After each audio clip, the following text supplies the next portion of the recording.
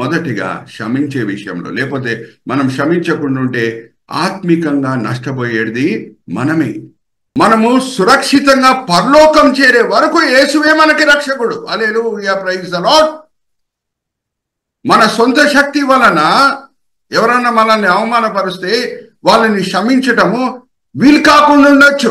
అందుకే యేసు పేరు ఏంటి? యేసు అంటే రక్షకుడు. Is a great spiritual doctor. ఆత్మిక వైద్యుడు ఆయన అయి ఉన్నాడు. హల్లెలూయా, ప్రైజ్ ది లార్డ్.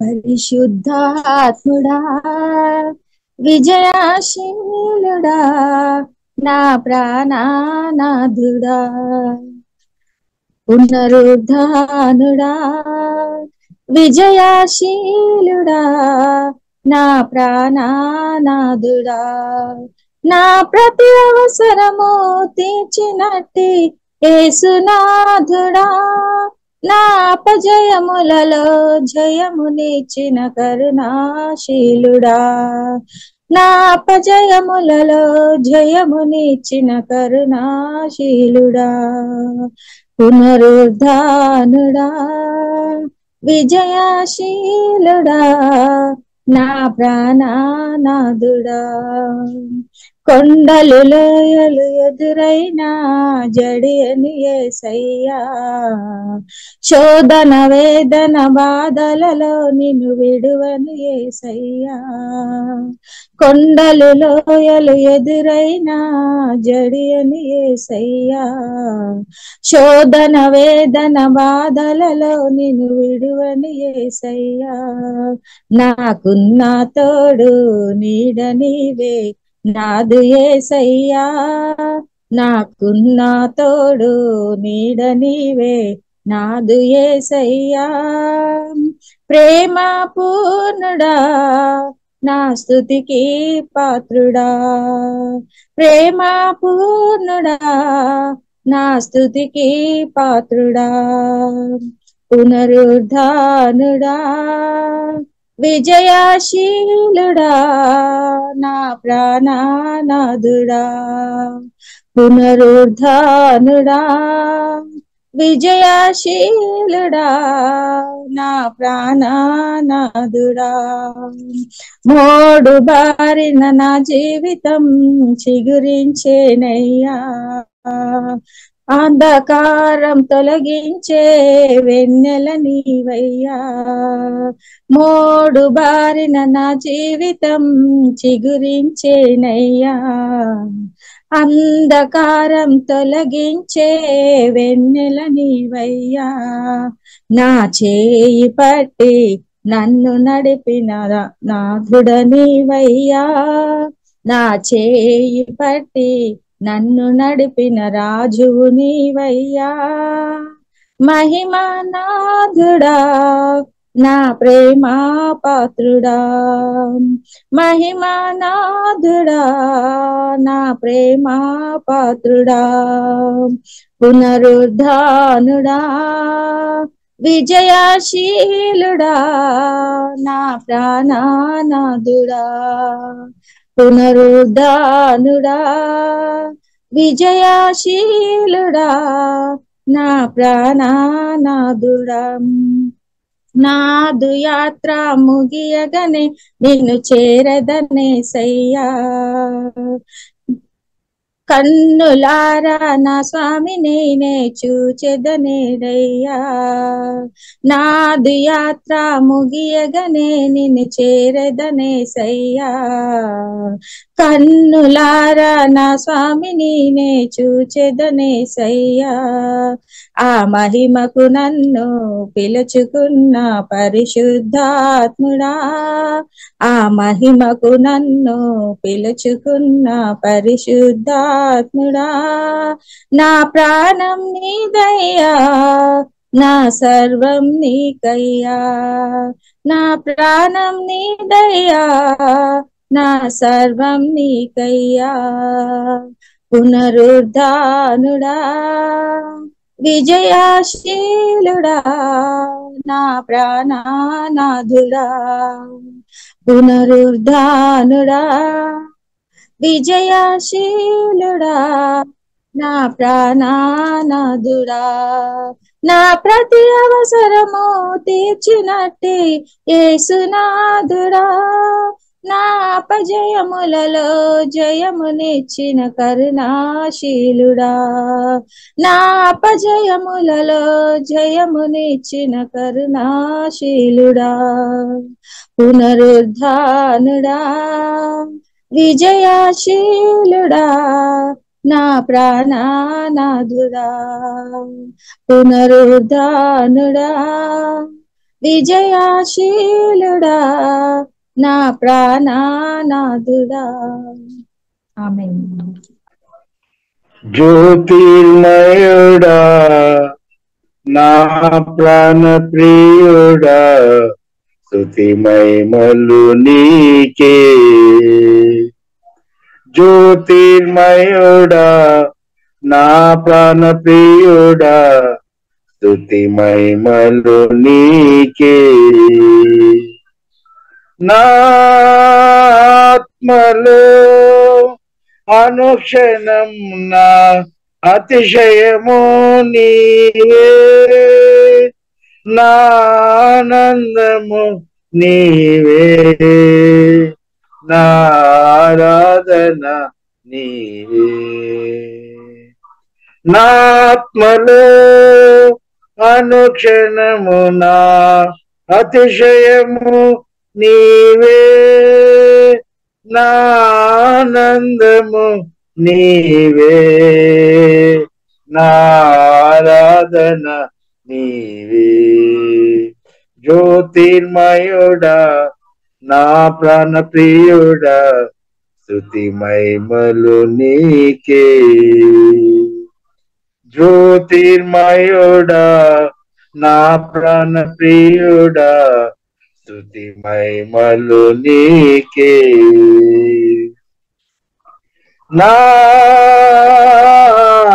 పరలోకపు తండ్రి వ్యవసాయకుడా, నా పరలోకము తండ్రి వ్యవసాయకుడా, నీ తోటలోని ద్రాక్షవల్లితో నన్ను అటు కట్టి స్థిరపరిచావా. నీ తోటలోని ద్రాక్షవల్లితో నన్ను అటు కట్టి స్థిరపరిచావా. జ్యోతిర్మయుడా, నా ప్రాణ ప్రియుడా, స్తుతి మహిమలు నీకే. జ్యోతిర్మయుడా, నా ప్రాణ ప్రియుడా, స్తుతి మహిమలు నీకే. నా పరలోకము తండ్రి, నా మంచి కుమ్మరి, నా పరలోకము తండ్రి, నా మంచి కుమ్మరి, పాత్రను చేయ నన్ను విసిరేయక సారపై ఉంచావా. నీకిష్టమైన పాత్రను చేయ నన్ను విసిరేయక సారపై ఉంచావా. జ్యోతిర్మయుడా, నా ప్రాణ ప్రియుడా, స్తుతి మహిమలు నీకే. జ్యోతిర్మయుడా, నా ప్రాణ ప్రియుడా, మహిమలు నీకే. నా తండ్రి కుమార పరిశుద్ధాత్ముడా, నా తండ్రి కుమార పరిశుద్ధాత్ముడా, త్రియేక దేవా ఆది సంభూతుడా, నిన్ను నేనేమని ఆరాధించెద. త్రియేక దేవా ఆది సంభూతుడా, నిన్ను నేనేమని ఆరాధించెద. జ్యోతిర్మయుడా నా ప్రాణ ప్రియుడా స్తుతి మహిమలు నీకే. జ్యోతిర్మయుడా నా ప్రాణ ప్రియుడా స్తుతి మహిమలు నీకే. నా ఆత్మలో అనుక్షణమున అతిశయము నీవే, నా ఆనందము నీవే, నా ఆరాధన నీవే. నా ఆత్మలో అనుక్షణమున అతిశయము నీవే, నా ఆనందము నీవే, నా ఆరాధన నీవే. జ్యోతిర్మయుడా నా ప్రాణ ప్రియుడా స్తుతి మహిమలు నీకే. జ్యోతిర్మయుడా నా ప్రాణ ప్రియుడా స్తుతి మహిమలు నీకే. పాటలు పాడి ఉదయకాలం ఆరాధన చేయడానికి గొప్ప దేవుడు మనకు సహాయం చేస్తున్నటి దేవునికి స్తోత్రం. కూడి వచ్చిన మీకు అందరికీ కూడా ప్రత్యేకంగా యేసుక్రీస్తు నామములో స్నేహవందనాలు తెలియజేస్తున్నాము. మీరందరూ ఉదయకాలం ఎంతో ఉత్సాహంతో ప్రార్థన పూర్వకంగా ఈ మీటింగ్ లో పాల్గొంటున్నారు కాబట్టి దేవునికి స్తోత్రం. అలాగే ఈ రోజు మనం ఆహ్వానం అందించుకొని మన మొదలో దేవుడు గొప్పగా అభిషేకంతో నిండి చాలా బలంగా ఈ కాలంలో వాడుతున్న గొప్ప దైవజనుడు పాస్టర్ సురేష్ మనోహరం గారు ఈ రోజు ప్రియులార వాక్యం సందేశం అందించడానికి మన మధ్యలో ఉన్నారు. ఇప్పుడు ఈ సమయం ప్రియులార ప్రార్థన పూర్వకంగా పాస్టర్ గారికి మనం అభయపిస్తాం. పాస్టర్ గారు ప్రైజ్ ది లార్డ్. అయితే ఒక వాక్య భాగం నేను తెలుగులో చదువుపించేసి ముందుకు వెళ్తాను. అయితే లూకాసు వార్త 13వ అధ్యాయం మొదటి 3 వచనాలు. లూకాసు వార్త 13వ అధ్యాయం మొదటి 3 వచనాలు పాస్టర్ రితీష్ గారు చదివినిపిస్తారు. పిలాతు గలిలయులైన కొందరి రక్తము వారి బలులతో కలిపి ఉండేను. ఆ కాలమున అక్కడనున్న కొందరు ఆ సంగతి యేసుతో చెప్పగా ఆయన వారితో ఇట్లా నేను, ఈ గలీలీయులు అట్టి హింసలు పొందినందున వారు గలీలీయులందరికంటే పావులని మీరు తలంచుచున్నారా? కారని మీతో చెప్పుచున్నాను. మీరు మారు మనసు పొందని ఎడల మీరందరూ అలాగే నశింతురు. Thank you. చిన్న ప్రార్థన చేసి మనం ముందుకు వెళ్దాం. తండ్రి, ఈ సమయం బట్టి ఎంతో వందనాలు తండ్రి. గ్రేస్ అండ్ గ్లోరీ పరిచర్య బట్టి ఎంతో వందనాలు. ఎంతో కృషితో సహోదరుడు రితీష్ గారు ఆ పరిచర్యని ముందుకు తీసుకొని వెళ్ళటమే కాదు, ఎంతో శ్రద్ధతో తండ్రి వేరే సంఘ సభ్యులు కూడా దాంట్లో పాల్గొంటున్నారు. ఈ సమయంలో తండ్రి ఉదయకాలంన ఎవరెవరు ఈ జూమ్ మీటింగ్ లో పాల్గొంటున్నారో వాళ్ళని అందరినీ కూడా మీ చేతిలో అప్పచెప్తున్నాం. వాళ్ళు ఈ సమయంలో వేరేదో పనులు చేసుకొని ఉండవచ్చు, కానీ మిమ్మల్ని ప్రేమిస్తున్నారు కాబట్టి ఈ సమయంలో వాళ్ళందరూ కూడా ఈ జూమ్ మీటింగ్ లో పాల్గొంటున్నారు. ఆత్మికంగా వాక్యపరంగా మేము బలపరచబడాలని ఎంతో మంచి ఉద్దేశంలో తండ్రి వాళ్ళు ఈ జూమ్ మీటింగ్ లో వచ్చి ఉన్నారు. అందరినీ కూడా మీరు తృప్తిపరుస్తున్నారు, దీవిస్తున్నారు, ఆశీర్వదిస్తున్నారని మేము నమ్ముచున్నాం. నిష్ప్రయోజకమైన మీ దీన దాసుని సమయంలో నిల్చోబెట్టి మీ మహిమార్థమై వాడుకుంటున్నారు తండ్రి. దాన్ని బట్టి నేను మిమ్మల్ని స్తుతిస్తున్నాను. ఈ దినం, ఈ వేళ, ఈ పూట మీరు మా కొరకు ఏర్పరచుకున్న ఆత్మిక పాఠములు మా విశ్వాస నేతం రేపి బయలుపరుస్తారని నమ్ముచు ఈ విన్నపములు మేము యేసుక్రీస్తు పరిశుద్ధమైన వేడుకుంటున్నాము. Amen, amen, amen. అయితే మొదట్లో నేను ఎప్పుడు లెక్కనే ఒక ప్రాముఖ్యమైన సత్యం మరి మీకు గుర్తు చేసి ముందుకు వెళ్ళాలని నేను కోరుకుంటున్నాను. మనం ఒక ప్రశ్న వేసుకుంటే, దేవుడు అప్పచెప్పిన అన్నిటికంటే ప్రాముఖ్యమైన పరిచర్య ఏంటి అని మనం ఒకసారి ప్రశ్న వేసుకుంటే, వాక్యపరంగా మనం గమనిస్తే అన్నిటికంటే ప్రాముఖ్యమైన పరిచర్య ఏమనగా ఆయనను ఆరాధించే పరిచర్య. ఆరాధనకి మించిన పరిచర్య వేరేది లేదు. వేరే గొప్ప పరిచర్యలు కూడా ఉన్నాయి. సువార్త బోధించే పరిచర్య, ఆత్మల్ని రక్షించే పరిచర్య, సంఘాలు స్థాపించే పరిచర్య, స్వస్థపరిచే పరిచర్య, ప్రవచించే పరిచర్య, ఇవన్నీ కూడా ముఖ్యమైన పరిచర్యలే. కానీ అన్నిటికంటే శ్రేష్టమైన పరిచర్య ఆయనను ఆరాధించే పరిచర్య అని మనం దేన్ని బట్టి చెప్పగలుగుతున్నామంటే, వేరే అన్ని పరిచర్యలు ఈ లోకంకి నిమిత్తమైన పరిచర్యలు. ఏమన్నా ఒక పరిచర్య ఈ లోకంలో ప్రారంభమై పరలోకంలో కూడా కొనసాగుతుందంటే అది ఆయనను ఆరాధించే పరిచర్య. ఇప్పుడు సింపుల్ ప్రశ్న నేను అడిగి ముందుకు వెళ్తానండి, మీరు అన్మ్యూట్ చేసుకొని కూడా జవాబు ఇవ్వచ్చు. పరలోకంకి వెళ్ళిన తర్వాత అక్కడ ఏమన్నా స్వస్థపరిచే పరిచర్య ఉంటుందమ్మా? ఎవరన్నా రోగిలు ఉంటారా? ఉండరు. సో అలాగే పరలోకంకి వెళ్ళిన తర్వాత ఏమన్నా సువార్త బోధించే అవసరం ఉంటుందా? ఎవరన్నా పాపులు ఉంటారమ్మా? ఎవరు ఉండరు. అయితే ఒక పరిచర్య ఏది ఈ లోకంలో ప్రారంభమై పరలోకంలో కూడా కొనసాగుతుందంటే అది ఆయనను ఆరాధించే పరిచర్య. దేవుణ్ణి ఆరాధించే విషయంలో దేవుడు మన జీవితంలో కుమ్మరించిన దీవెనలు బట్టి ఆయనను ఆరాధించడం మంచిదే. గాని అన్నిటికంటే శ్రేష్టమైన ఆరాధన ఏమై ఉన్నదంటే మన దేవుడు ఏమై ఉన్నాడో దాన్ని బట్టి ఆయనను ఆరాధించడం మనము నేర్చుకోవాలి. ఎందుకంటే అప్పుడప్పుడు దీవెనలు మన చుట్టూ కనిపిస్తూ ఉండొచ్చు, అప్పుడప్పుడు కనిపించని సమయం కూడా రావచ్చు. దీవెనలు మన చుట్టూ లేకుండా ఉండొచ్చు, శ్రమలే కనిపిస్తుండొచ్చు. ఆ సమయంలో దేవుని మంచితనం మారిపోతుందా? మారిపోదు. అందుకే ఒక భక్తుని గురించి నేను మీతో పంచుకొని ఇంకా ముందుకు వెళ్తున్నాను. మెయిన్ టాపిక్ నేను రాలేదు, నేను ఓన్లీ పునాది వేస్తున్నాను.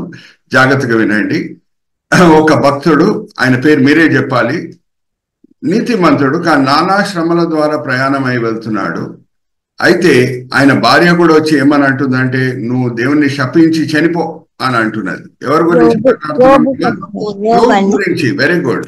సో ఆ యోబు ఆ కష్టమైన పరిస్థితిలో దేవుని మంచితనంని దృష్టిలో పెట్టుకొని పలికిన సాక్ష్యం ఏంటి? మరి రితీష్ పాస్టర్ గారి సహాయం నేను తీసుకుంటాను. యోబు గ్రంథం 23వ అధ్యాయం 10వ వచనం. యోబు గ్రంథము 23:10 పాస్టర్ గారు చదివి వినిపిస్తారు. అన్మ్యూట్ చేసుకొని చదవండి పాస్టర్ గారు. నేను నడుచు మార్గము ఆయనకు తెలియను, ఆయన నన్ను శోధించిన తర్వాత నేను సువర్ణము వలె కనబడుదును. హల్లెలూయా, ప్రైజ్ ద లార్డ్. నా దేవుడు మంచి దేవుడు, చూచుచున్న దేవుడు. ఏ కష్టాల ద్వారా నేను ప్రయాణమై వెళ్తున్నాను ఆయన చూస్తున్నాడు. ఈ కష్టాల వలన మేలు పొందేది చివరిలో నేనే అని అంటున్నాడు. సువర్ణం వల్ల ఎవరు కనిపిస్తారంట? ఈ కష్టాలన్నీ కూడా అయిపోయిన తర్వాత నేనే అని అంటున్నాడు యోబు. హల్లెలూయా, ప్రైజ్ ద లార్డ్. సో దేవుడు ఏమై ఉన్నాడో ఆయన మంచితనం బట్టి మనం ఆయనను ఆరాధించడం మనము నేర్చుకోవాలి. ఆయనంత సర్వజ్ఞాని ఎవరు లేరు, ఆయనంత బలవంతుడు ఎవడు లేడు, ఆయనంత ఐశ్వర్యవంతుడు ఎవడు లేడు. యూజువల్ గా ఎక్కడ బలము, ఐశ్వర్యము, జ్ఞానం ఉంటుందో గర్వం రావడానికి ఆస్కారం ఉంది. కానీ ఆయనంత సాత్వికుడు కూడా ఎవడు లేడు, ఆయనంత పరిశుద్ధుడు ఎవడు లేడు. ఆయన గుణముల బట్టి ఆయనను ఆరాధించడం మనము నేర్చుకోవాలి. ఆయనంత సర్వజ్ఞాని ఎవరూ లేరు. అందుకే మనం యేసుక్రీస్తు ప్రభువారి పరిచర్యలో మనం గమనిస్తే సందర్భం తగ్గట్టు ప్రభువారు మాట్లాడతారు, బోధిస్తారు.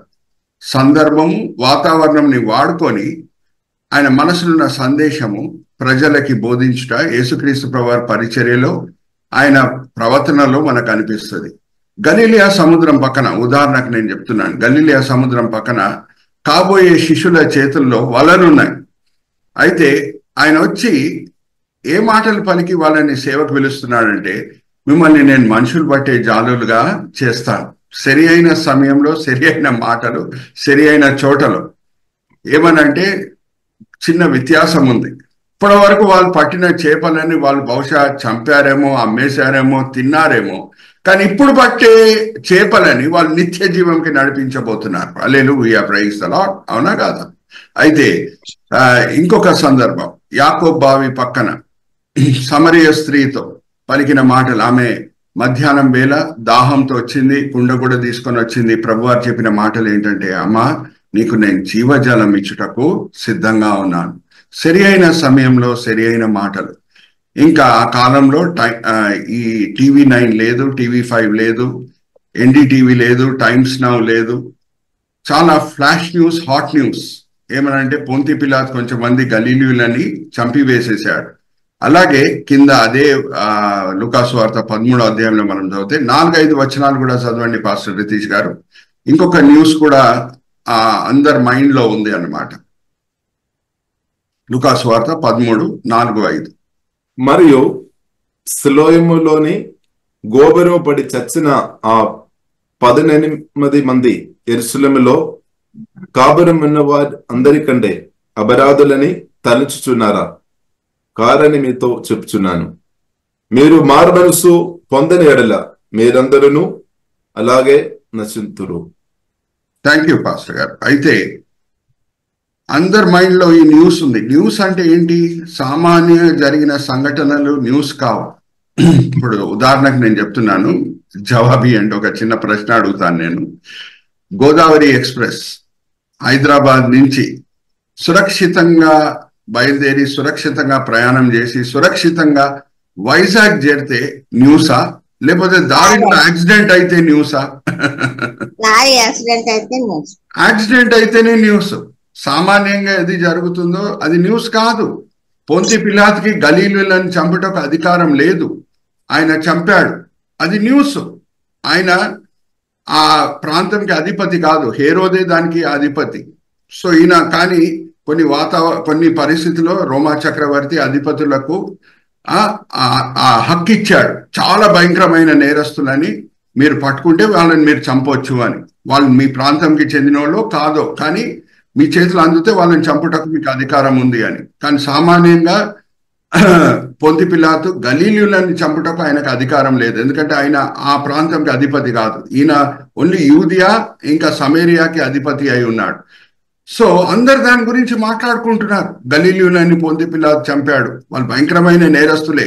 అందుకే యేసుక్రీస్తు ప్రభువారు కూడా ఆ వాతావరణంని ఆ సందర్భంని కూడా వాడుకొని మారు మనసుతో కూడిన సందేశం పలుకుతున్నారు. వాళ్ళైనా అందరికంటే భయంకరమైన పాపులు, మీరు కూడా నశిస్తారు సుమి మారు మనసు పొందకుండా ఉంటే.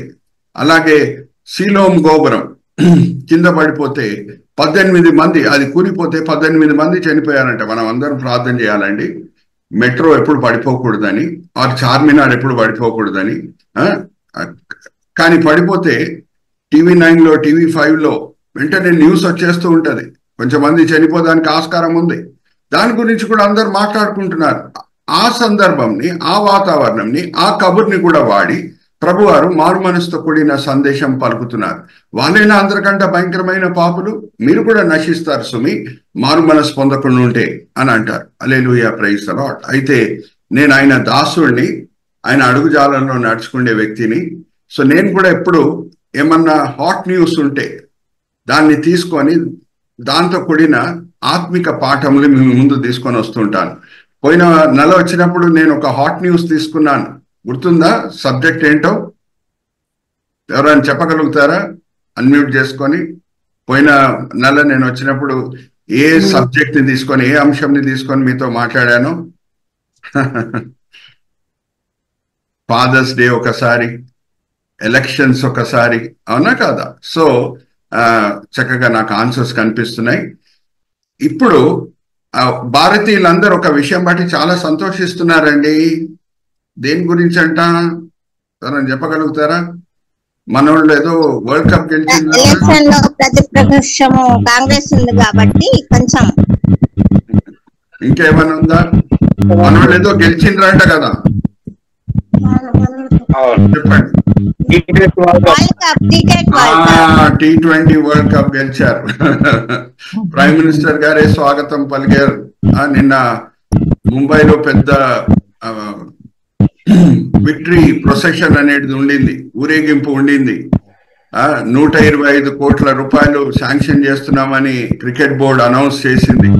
అందరి మైండ్ లో భారతీయులు, మన క్రికెట్ టీం గెలిచింది వరల్డ్ కప్ అని అందరు మాట్లాడుకుంటున్నారు. చాలా మంచి న్యూసే అది, మనం సంతోషించాలి భారతీయులంగా మన క్రికెట్ టీం గెలిచింది అని అంటే. అయితే ఈ T20 క్రికెట్ నుంచి నేర్చుకునే పాఠం ఏంటి, అది నేను ఈ దినము మీ ముందు తీసుకొని వస్తున్నాను. చంద్రశేఖర్ బ్రదర్ మనకి స్లైడ్స్ చూపిస్తారు. స్టెప్ బై స్టెప్ మనం పోదాము. భారతదేశము క్రికెట్ వరల్డ్ కప్ గెలిచింది, దాంతో మనం నేర్చుకునే పాఠంలు ఏంటి? నేను ఈ దినము లెసన్స్ ఫ్రమ్ T20 క్రికెట్ అనే హెడ్డింగ్ నేను మీకు చూపించి స్లైడ్ షో చేస్తాను. నేను వాడే సబ్-హెడింగ్స్ అన్ని కూడా ఎస్తో కూడిన సబ్-హెడింగ్స్ అండి. నెక్స్ట్ స్లైడ్ కి మనం వెళ్దాం చందు బ్రదర్. నేను వాడే sub heading speed, score, steadfast, synergy, settlement. ప్రతిదీ నేను ఇంగ్లీష్ లో చెప్పి తెలుగులో కూడా చెప్తాను.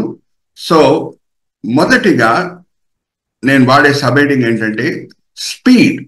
ఇప్పుడు క్రికెట్ లో test day 5 day test match కూడా ఉంటుంది, 1 డే ఇంటర్నేషనల్ కూడా ఉంటుంది, T20 కూడా ఉంటుంది. కానీ T20లో ఉన్న శ్రేష్టత ఏంటంటే అక్కడ స్పీడ్ అనేది చాలా అవసరం. టెస్ట్ మ్యాచ్ ఎన్ని రోజుల మ్యాచ్ అమ్మా చెప్పండి? టెస్ట్ మ్యాచ్ అంటే ఎన్ని రోజులు ఆడతారు సుమారుగా? 5 రోజులు. 5 రోజులు, రైట్ ఆన్సర్.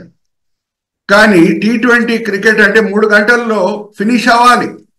ఒక్కొక్క టీంకి 20 ఓవర్లు మాత్రమే. దాంట్లోపలే వాళ్ళు స్పీడ్గా బ్యాటింగ్ చేసి స్పీడ్గా స్కోరు చేయాలి. మెల్లంగా ఆడి ఫస్ట్ నేను కొంచెం చూస్తున్నాను, పిచ్ ఎలాగుంది, బౌలర్స్ ఎలాగున్నారు, అది ఇది నేను చూసిన తర్వాతనే నేను 4లు 6లు కొడతానంటే 20 ఓవర్లు అయిపోతాయి. అవునా? సో అక్కడ స్పీడ్ అనేది చాలా అవసరం.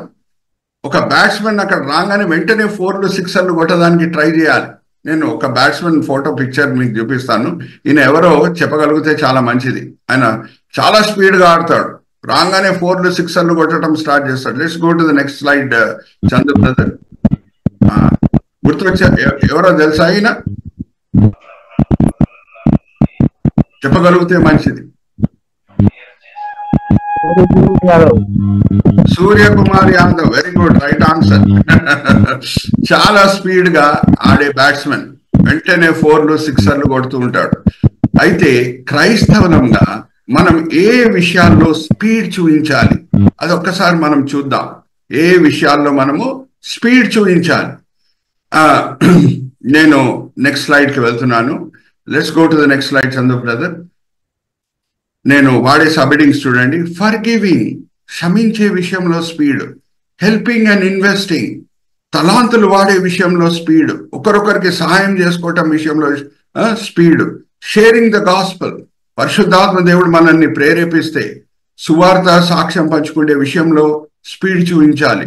4వది, పరిశుద్ధాత్మ దేవుడు ఒప్పింపజేస్తే, ఎవరన్నా ఇక్కడ బాప్తిజం తీసుకోకుండా ఉంటే, యేసుని సొంత రక్షకుడుగా అంగీకరించకుండా ఉంటే వెంటనే ఆ విషయంలో కూడా స్పీడ్ చూపించాలి. నేను ఈ 4 సబ్-హెడింగ్స్ దాంతో కూడిన కొన్ని లోతైన మాటలు కూడా మీతో పంచుకుంటాను. జాగ్రత్తగా వినండి.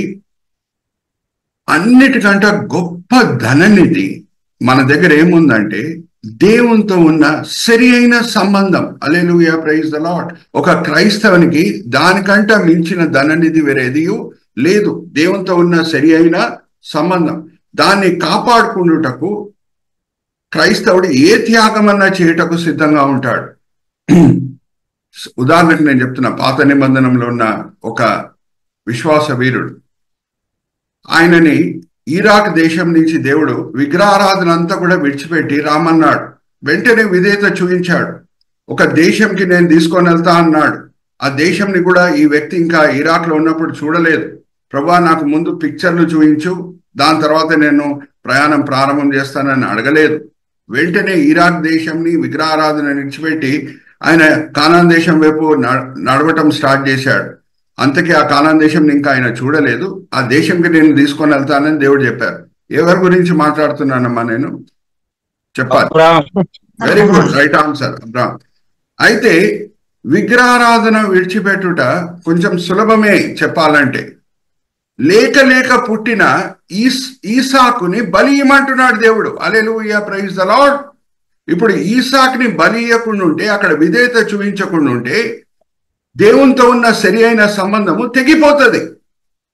ఇప్పుడు అబ్రాహాం ముందు 2 దారులు ఉన్నాయి. దేవునితో ఉన్న సరి అయిన సంబంధమా, లేకపోతే ఈసాక, లేక లేక పుట్టిన ఈసాక. ఈసాకుని కూడా నేను బలి ఇస్తాను అని ముందుకు వచ్చాడు. హల్లెలూయా, ప్రైజ్ ద లార్డ్. అన్నిటికంటే గొప్ప ధననిధి ఏంటంటే మన దగ్గర దేవునితో ఉన్న సరి అయిన సంబంధం. ఎప్పుడు మనం క్రైస్తవులం అవుతామో మన హృదయం లోపల దేవుని రాజ్యం ప్రవేశిస్తుంది. జాగ్రత్తగా వినండి. యేసుక్రీస్తు ప్రభువారు ఆయన పరిచర్య కూడా ఈ మాటలతోనే ప్రారంభం చేస్తారు. దేవుని రాజ్యం సమీపంగా ఉంది, మీరు మారు మనసు పొందుడి. అంటే ఎవరెవరు మారు మనసు పొందుతున్నారో సమీపంగా ఉన్న దేవుని రాజ్యం వాళ్ళ హృదయం లోపల ప్రవేశిస్తుంది. అయితే ఆ దేవుని రాజ్యం అంటే ఏంటి? ఒకసారి మరి పాస్టర్ రితీష్ గారి సాయం నేను తీసుకొని చదివిస్తున్నాను. మనం చనిపోయి పరలోకంకి వెళ్తాం చూడండి, అది కాదు దేవుని రాజ్యము అని అంటే. అది సమీపంగా లేదు, చనిపోయిన తర్వాతనే మనం అక్కడ వెళ్ళగలుగుతాం. ఆర్ రెండో రాకడ తర్వాత యేసుక్రీస్తు ప్రభువారు 1000 పరిపాలన స్థాపించబోతున్నారు, అది కూడా కాదు దేవుని రాజ్యం అని అంటే. ఇంకా ఆ సంఘటన ఇంకా జరగలేదు, సమీపంగా లేదు అది యేసుక్రీస్తు ప్రభువారు ఈ మాటలు పలికినప్పుడు. అయితే సమీపంగా ఉన్న దేవుని రాజ్యం ఏంటి? మా రోమిలికి రాసిన పత్రిక 14వ అధ్యాయం 17వ వచనం. రోమిలికి రాసిన పత్రిక 14వ అధ్యాయం 17వ వచనం. దేవుని రాజ్యము భోజనమును పానమును కాదు గాని నీతియు సమాధానమును పరిశుద్ధాత్మ అందలి ఆనందమునై ఉన్నది. హల్లెలూయా, ప్రైజ్ ది లార్డ్. దేవుని రాజ్యం నీతియు పరిశుద్ధాత్మ సమాధానము పరిశుద్ధాత్మ ఆనందమై ఉన్నది. హల్లెలూయా, ప్రైజ్ ది లార్డ్. చూడండి, నేను ఎప్పుడు మీతో పంచుకుంటూ ఉంటాను, లేఖనం అంతా కూడా పరిశుద్ధాత్మ ప్రేరేపణ వలన రాయబడటమే కాదు, ఆ లేఖనంలో ఉన్న క్రమం ఉంది చూడండి, దాని వెనకాల కూడా పరిశుద్ధాత్మ ప్రేరేపణ మనకి కనిపిస్తూ ఉంటది. ఏ ముందు బి రాదు, బి ముందు సి రాదు. ఉదాహరణకు నేను చెప్తున్నా, సమరయ స్త్రీతో యేసుక్రీస్తు ప్రభువారు పలికిన మాటలు, ఆత్మతోనూ సత్యంతోనూ మనం దేవుని ఆరాధించాలి అని ప్రభువారు అన్నారు. సత్యంతోనూ ఆత్మతోనూ అని అనలేదు. మొదట్లో ఆత్మతోనూ సత్యముతోనూ. ఎందుకు?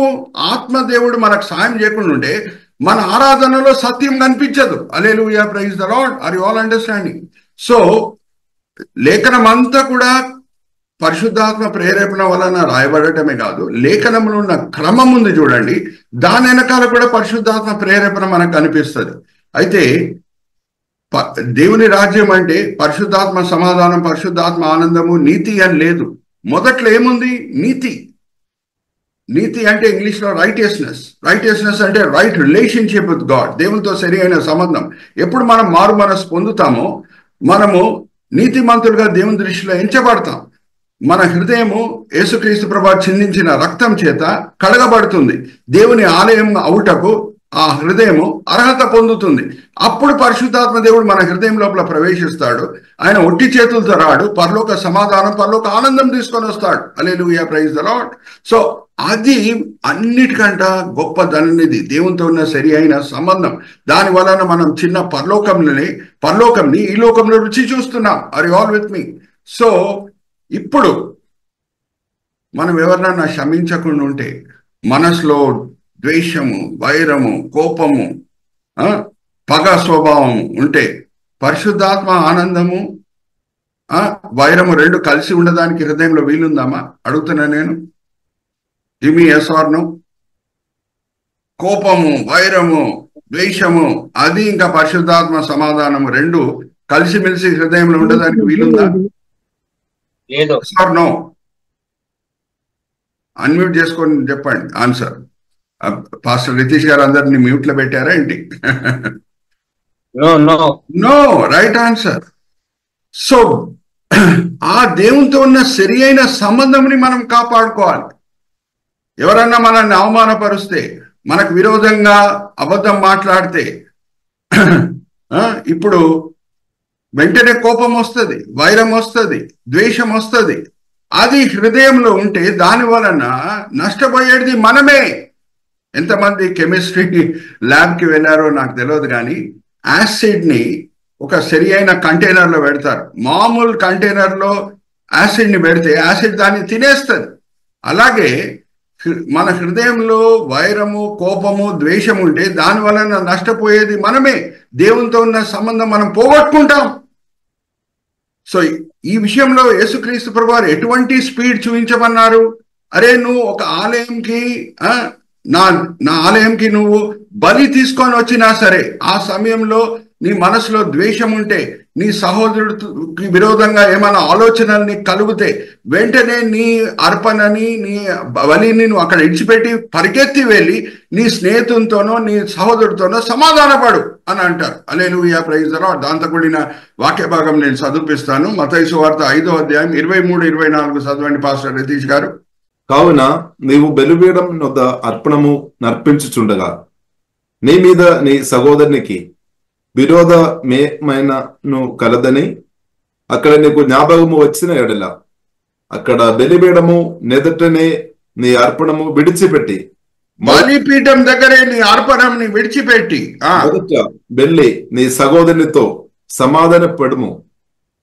హల్లెలూయా. వెళ్ళి నీ సహోదరుడితో సమాధానము పడుము. ఇంకా అటు తర్వాత వచ్చి నీ అర్పణము నర్పింపుము. ఎందుకంటే దేవునితో నీకు సరి అయిన సంబంధమే లేదు. ఆ సరి అయిన సంబంధం లేని సమయంలో అర్పణలు అర్పిస్తే ఏం లాభం? నీ మనసులో ద్వేషం ఉంది, వైరం ఉంది. ఆ సమయంలో అర్పణలు అర్పిస్తే ఏం లాభం? నేను అంగీకరించినటువంటి అర్పణలని నువ్వు వెళ్ళి మొదట్లో సమాధాన పడు, దాని తర్వాత వచ్చి నీ అర్పణలను అర్పించు. నాతో సరి అయిన సంబంధం కుదిరించుకొని దాని తర్వాత అర్పణలు అర్పించు. Hallelujah, praise the lord. So T20 లాంటి క్రికెట్, ఆ T20 క్రికెట్ ఉన్న స్పీడ్ ఎక్కడెక్కడ మనం చూపించాలి క్రైస్తవులంగా. ఎవరన్నా మనల్ని అవమానపరిస్తే అవును కోపం రావటము అది స్వాభావికమే. కానీ యేసు శక్తి మీద ఆధారం పడి మనం వాళ్ళని క్షమించాలి, వెంటనే క్షమించాలి. ఎందుకంటే కోపం హృదయంలో ఉంటే దేవునితో ఉన్న సరి అయిన సంబంధము దెబ్బతలుగుతుంది, అది విడిపోతుంది. తాత్కాలికంగా యేసుక్రీస్తు ప్రభువారికి మన మధ్యన ఎడబాటు కలుగుతుంది. ఇంకా ఎఫెసీయులకు రాసిన పత్రిక 4వ అధ్యాయం 26-27 వచనం కూడా నేను చదివిస్తాను పాస్టర్ రితీష్ గారి చేత. ఎఫెసీయులకు రాసిన పత్రిక 4వ అధ్యాయం 26-27. కోపపడుడి గాని పాపం చేయకుడి, సూర్యాస్తమించు వరకు నీ కోపము నిలిచి ఉండకూడదు. సూర్యాస్తము అయ్యే ముందు ఆ కోపం అనేది మీ హృదయం నుంచి తీసివేసేయండి. 24 గంటలు హృదయంలో కోపం ఉండుటకు వీల్లేదు. Are you all understanding? ఏమవుతుందమ్మా కోపం వస్తే? దేవునితో ఉన్న సంబంధం తెగిపోతుంది. ఆ వైరము, ఆ ద్వేషం ఉంటే పరిశుద్ధాత్మ సమాధానం, పరిశుద్ధాత్మ ఆనందము అదే సమయంలో మన హృదయంలో ఉండదు.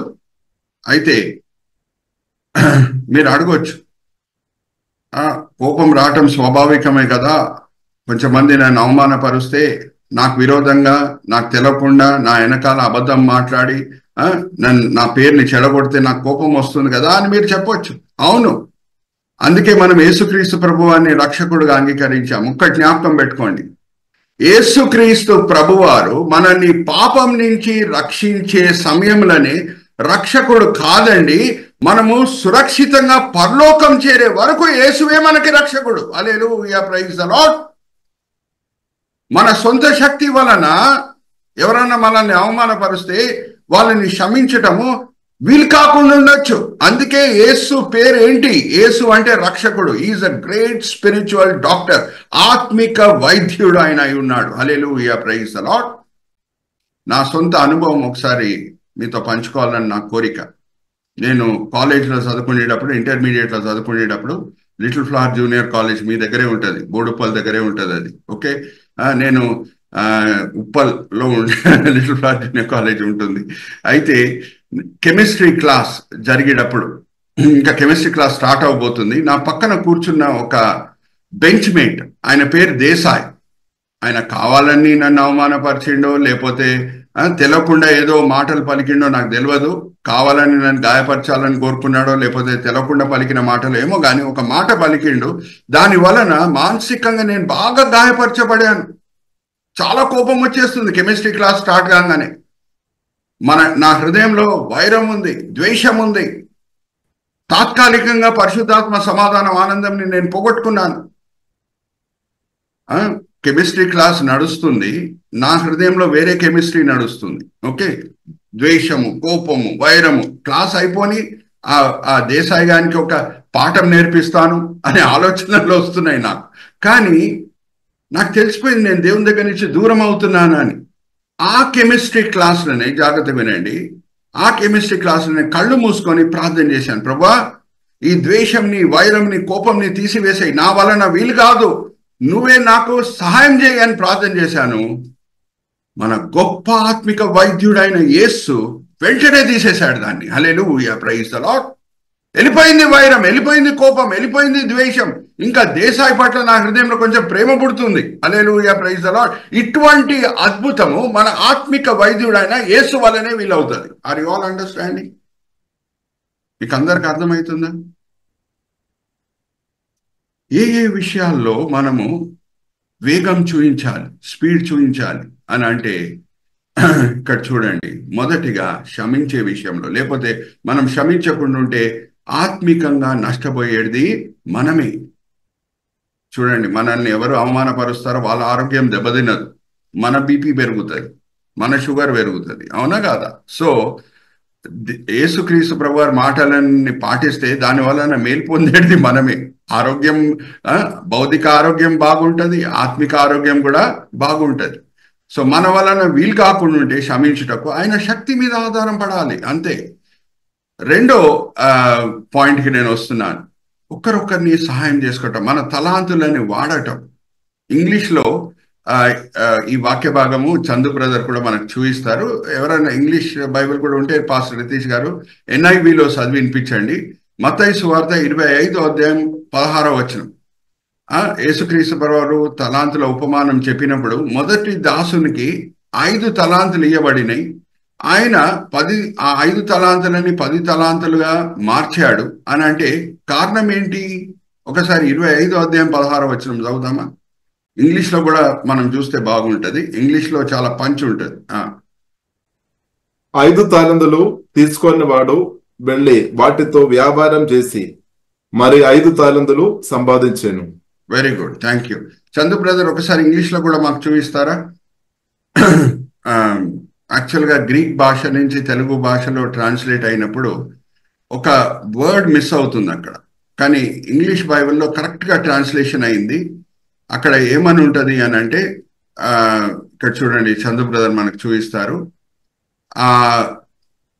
ఆ వ్యక్తి, ఆ మొదటి దాసుడు ఆ తలాంతులని పొంది వెంటనే వెళ్ళి వ్యాపారం చేశాను అని ఉంటుంది. వెంటనే వెళ్ళి వ్యాపారము చేశాను.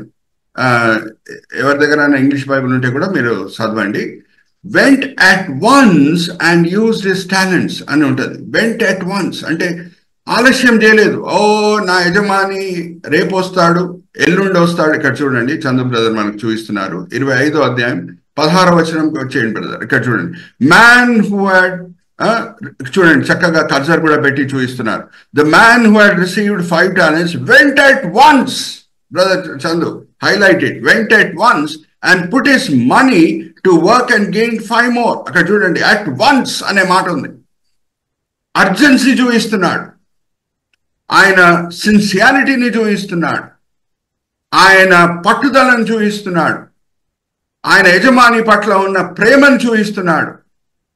అరే ఎల్లుండి వస్తాడు నా యజమాని, ఎల్లుండి వచ్చిన తర్వాత ఆయన లెక్కలు అడుగుతాడు, నేను రేపు పని చేస్తాను అని అనుకుంటలేడు. వెంటనే వెళ్ళి ఆయన ఆ తలాంతులను వాడి దాన్ని ఏం చేశాడంట, డబుల్ చేసేసాడంట. జాగ్రత్త వినండి, ప్రతి క్రైస్తవునికి దేవుడు 3 T's ఇస్తాడు. ఒకటి టైం, ఇంకొకటి ట్రెషర్, మూడవది తలాంతులు. సమయము, ధనము, తలాంతులు ప్రతి క్రైస్తవునికి దేవుడు ఇస్తాడు. ఆయన రాజ్య వ్యాప్తి కొరకు దాన్ని మనం ఎలాగ వాడుతున్నాం? ఇంకా తలాంతులు అని అంటే పరిశుద్ధాత్మ దేవుడు మనకిచ్చే యేసు లాంటి కొన్ని గుణములు, ప్రేమ, సాత్వికం, దీర్ఘశాంతం. ప్రేమ ఏం చేస్తుంది? ఒక క్రైస్తవుడు ఇబ్బందిలో ఉంటే మనల్ని కళ్ళు మూసుకొనియదు, వెంటనే ఆ క్రైస్తవునికి వెళ్ళి సాయం చేయమని మనల్ని ప్రోత్సహిస్తుంది. Are you all understanding? సామాజికంగా, ఆర్థికంగా మనం ఏం చేస్తున్నాం? ఏ క్రైస్తవుడన్నా ఇబ్బందిలో ఉంటే వెంటనే వెళ్ళి సామాజిక సహాయం అందిస్తున్నామా? ఆర్థిక సహాయం అందిస్తున్నామా? లేకపోతే రేపు వెళ్తామని సాకులు చెప్తున్నామా దేవునికి? ఒక దినం లెక్కలు ఇచ్చుకుండే దినం వస్తుంది. హల్లెలూయా, ప్రైజ్ ది లార్డ్. తలాంతుల ఉపమానంలో లెక్కలు ఇచ్చిన దినం వచ్చిందా లేదా అడుగుతున్నా మిమ్మల్ని. లెక్కలు ఇచ్చే దినం వచ్చింది. Are you all understanding? So ఒక ఇంపార్టెంట్ పాయింట్ నేను మీతో పంచుకుంటున్నాను.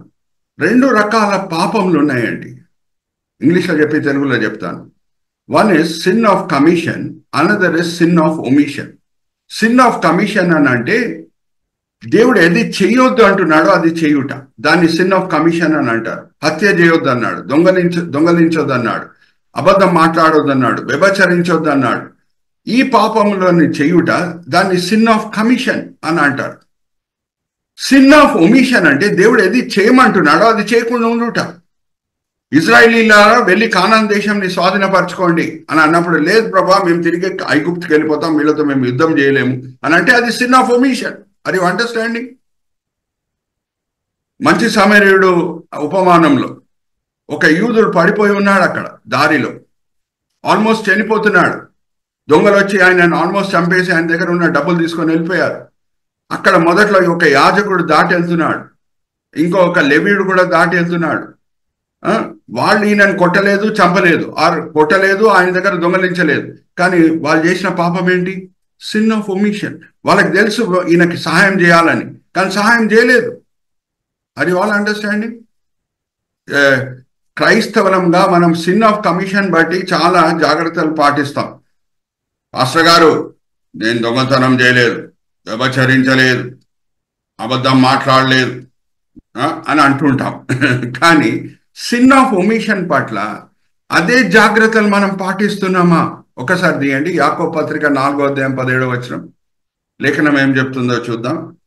యాకోబు పత్రిక 4:17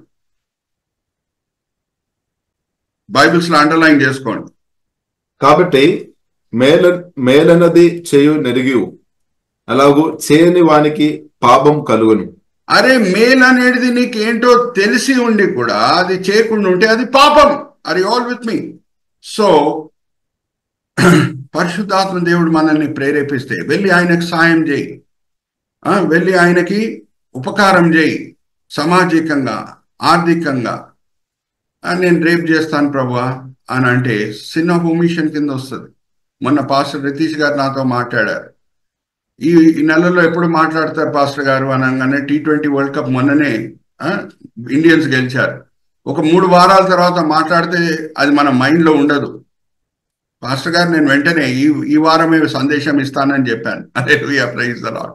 సో నేను కూడా కొంచెం స్పీడ్ చూపించాను ఈ విషయంలో. ఓకే, సో ఈ మాటలు నేను ఎందుకు చెప్తున్నానంటే దేవుడు మనల్ని ప్రేరేపిస్తే ఏ కార్యం అన్నా చేయుటకు వెంటనే చేయటం మనం నేర్చుకుందాం, ఆలస్యం చేయటం కాదు.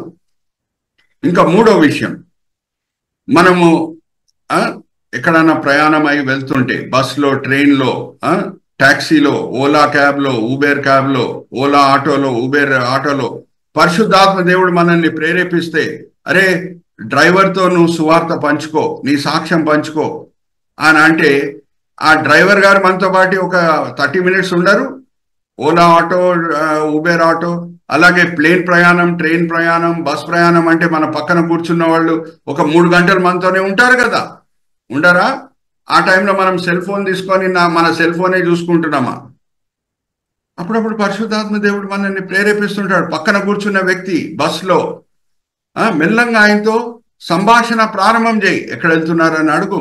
వెంటనే సువార్త బోధించకు. వెంటనే సువార్త బోధిస్తే ఈయన మత మార్పిడి చేస్తున్నాడని అనుకుంటాడు. మెల్లంగా మీరు ఎక్కడ వెళ్తున్నారండి, ఏంటండి, ఏం ప్రయాణం అండి, అలా మాట్లాడు. ఇండియన్ క్రికెట్ టీం గెలిచింది కదండి, T20 బాగుంది కదండి, మన గవర్నమెంట్ స్కీమ్స్ కూడా బాగున్నాయి కదండి, అట్లా మాట్లాడండి. మాట్లాడిన తర్వాత యేసు మీ జీవితంలో చేసిన కార్యంలో ఏంటో పంచుకోండి. హల్లెలూయా, ప్రైజ్ ది లార్డ్. ఒక ప్రశ్న అడిగి నేను ముందుకు వెళ్తున్నాను. మధ్యాహ్నం వేళ అరణ్య మార్గం, మధ్యాహ్నం వేళ అరణ్య మార్గం వేడిగా ఉంటుందా, చల్లగా ఉంటుందా? అడుగుతున్నా మిమ్మల్ని, ఆన్సర్ ఇవ్వండి. మధ్యాహ్నం వేళ అరణ్య మార్గం ఎట్లుంటది? వేడిగా ఉంటదండి. చాలా వేడిగా ఉంటది. అది చాలా సుఖమైన వాతావరణం కాదు. ఆ సమయంలో ఇథియోపియా నపుంసకుని రథం వెనకాల పరిశుద్ధాత్మ దేవుడు ఫిలిప్ని పరిగెత్తమంటున్నాడు. హల్లెలూయా, ప్రైజ్ ది లార్డ్. ఒకసారి దాంతో కూడిన పిక్చర్ కూడా మనం చూద్దాము. చందు బ్రదర్ మనకు చూపిస్తారు. Let's go to the next slide brother. మధ్యాహ్నం వేళ ఇక్కడ చూడండి, మధ్యాహ్నం వేళ అపోస్తల కార్యం 8వ అధ్యాయం 26వ వచనం నుంచి 30వ వచనం మనం చదివితే అరణ్య మార్గము, అక్కడ ఏమి సుఖమైన పరిస్థితులు కాదు. ఆ నపుంసకుడు ఇషయా గ్రంథం 53వ అధ్యాయం చదువుతున్నాడు. అక్కడ యేసుక్రీస్తు ప్రభువారి శిల్వ శ్రమల గురించి అన్ని ప్రవచనాలు ఉన్నాయి. ఆయనకు అర్థం అవ్వట్లేదు.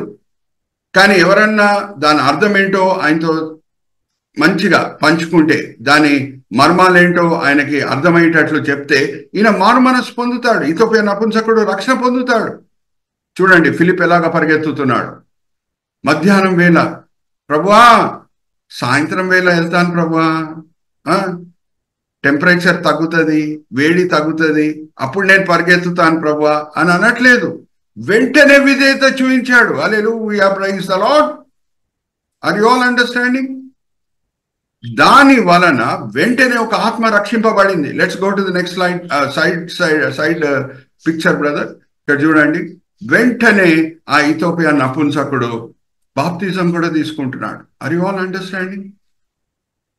చరిత్రలో మనం గమనిస్తే ఫిలిప్ ఆ దినము వేగం చూపించాడు కాబట్టి ఈ దినము ఇథియోపియా దేశంలో సంఘం ఉంది. హల్లెలూయా, ప్రైజ్ ది లార్డ్. ఆ ఇథియోపియా నపుంసకుడు ఏం చేశాడు? ఆయన మారు మనసు పొందటమే కాదు, ఇథియోపియా దేశంకి వెళ్ళిన తర్వాత అక్కడ ఆయన సువార్త బోధించాడు, సంఘం స్థాపింపబడింది. Hallelujah, praise the lord. Are you all understanding? ఆ దినమున నేను మిమ్మల్ని ఒక ప్రశ్న అడుగుతానండి. ఆ దినమున ఫిలిప్ వేగం చూపించకుండా ఉంటే ఈ దినము ఇథియోపియాలో సంఘం ఉంటుందా? Give me yes or no? No. ఆ దినమున ఆయన ఆలస్యం చేయలేదు, వేగం చూపించాడు. పరిశుద్ధాత్మ దేవుడు పరిగెత్తు ఈయన ఈ రథం వెనకాల, ఆయనతో పాటు కూర్చో, 53వ అధ్యాయం ఆయన చదువుతున్నాడు ఇషయా గ్రంథం, అది ఏంటో దాని అర్థం ఏంటో చెప్పు, ఆయన రక్షణ మార్గంలో నడిపించు అని ప్రేరేపించగానే వెంటనే పరిగెత్తాడు. ఇంకా ఆ ఇథియోపియా నపుంసకుడిని కూడా మనం మెచ్చుకోవాలి. ఏ విషయంలో అంటే ఆయన ఒప్పింపబడిన తర్వాత, యేసువే రక్షకుడు అని అర్థం చేసుకున్న తర్వాత, ఇక్కడ నీళ్ళుంది కదా, బాప్తిజం తీసుకుంటానని అడుగుతున్నాడు. హల్లెలూయా, ప్రైజ్ ది లార్డ్. ఈ దినం ఎవరితో ప్రభువారు మాట్లాడుతున్నారో నాకు తెలియదమ్మా. ఎవరన్నా మీలో ఇంకా యేసుక్రీస్తు ప్రభువాని సొంత రక్షకుడుగా అంగీకరించకుండా ఉంటే, అంగీకరించిన తర్వాత ఇంకా బాప్తిజం తీసుకోకుండా ఉంటే ఆలస్యం చేయకండి. హల్లెలూయా, ప్రైజ్ ది లార్డ్. ఆలస్యం చేయకండి. మీలో ఎవరున్నారో చేతులెత్తి చూపించండి అని నేను అడగను. యేసు నా రక్షకుడుగా అంగీకరించారు కానీ బాప్తిజం తీసుకోలేదు. ఎందుకంటే ఇంటి వాళ్ళు ఏమని అనుకుంటారేమో అని భయం ఉందేమో. కానీ నేను ఎవరు ఇంకా బాప్తిజం తీసుకోలేదో చేతులు చూపించండి అని నేను అడగట్లేదు. కానీ పరిశుద్ధాత్మ దేవుడు మిమ్మల్ని ఒప్పింపజేస్తాడు. యేసుని రక్షకుడుగా అంగీకరించిన తర్వాత బహిరంగంగా ఒప్పుకుండుటయే నేను యేసుని అంగీకరించాను అనేది బాప్తిజం. రక్షణ అది మీకు యేసు మధ్యన జరిగిన వ్యక్తిగత వ్యాపారం. అది యేసుని సొంత రక్షకుడుగా అంగీకరించారు. కానీ బాప్తిజం ఎందుకు తీసుకోవాలి? అందరి ముందు ప్రకటించుట, నేను యేసుని రక్షకుడుగా అంగీకరించాను అని. నమ్మి బాప్తిజం పొందువాడు రక్షించబడతాడు. మార్క్స్ వార్త 16వ అధ్యాయం. సో జాగ్రత్తగా వినండి, ఒక వాక్య భాగం నేను చదివిస్తున్నాను. ఇదే రక్షణ దినం, ఇదే అనుకూల సమయం. 2 కొరింథీ 6వ అధ్యాయం 2 కొరింథీ 6వ అధ్యాయం 1వ వచనం పాస్టర్ రితీష్ గారు చదివి వినిపిస్తారు. 2 కొరింథీ 6వ అధ్యాయం 1వ వచనం, మొదటి 2 వచనాలు. కాగా మేమైనా తోటి పనివారమై మీరు పొందిన దేవుని కృపను వ్యర్థం చేసుకొని వద్దని మిమ్మల్ని వేడుకొనుచున్నాము. అనుకూల సమయమందు నీ మొరను ఆలకించుదని రక్షణ దినమందు నిన్ను ఆదుకొంటిని అని ఆయన చెప్పుచున్నాడు కదా. ఇదిగో ఇప్పుడే మిక్కిలి అనుకూలమైన సమయము. ఇదే అనుకూలమైన సమయం. ఇదిగో ఇదే రక్షణ దినము, ఇదే రక్షణ దినం. Hallelujah, praise the lord. I will repent at the 11th hour అంటే you may die at 10:55. Okay, English లో ఉంది 11th hour అంటే చివరి గడియలో నేను ఏమైనా చేస్తాను. I will do it at the 11th hour అని అంటారు. వాడక భాషలో చెప్తున్నా. If you try to do something at the 11th hour, you may die at 10:55. Are you understanding? So ఎవరన్నా ఇంకా బాప్తిజం తీసుకోలేదు అని అంటే ఆలస్యం చేయకండి, అక్కడ వేగం చూపించాలి. క్రైస్తవ జీవితంలో ఏ క్షేత్రాల్లో వేగం చూపించాలనేది నేను ఈ ముందు తీసుకొని వచ్చాను. T20 క్రికెట్ని ఉపమానంగా వాడుతూ మొదటిగా క్షమించే విషయంలో వేగం మనము చూపించాలి. రెండవది ఒకరొకరిని సహాయం చేసుకునే విషయంలో వేగం మనము చూపించాలి. తలాంతులు వాడే విషయంలో మనం వేగము చూపించాలి. అలాగే పరిశుద్ధాత్మ దేవుడు మనల్ని ప్రేరేపిస్తుంటే, మనతో పాటు ట్రైన్ ప్రయాణం, బస్ ప్రయాణం చేసే వాళ్ళతో మీ సాక్ష్యం పంచుకోండి, యేసు గురించి చెప్పండి అని ప్రేరేపిస్తుంటే వెంటనే వేగం మనము చూపించాలి. నేను ఏ ఓలా క్యాబ్లో వెళ్ళినా సరే, ఏ ఊబేర్ క్యాబ్లో వెళ్ళినా సరే, ఆ డ్రైవర్ గారు నాతోనే ఉంటారు కదా, అర్ధగంట, half an hour.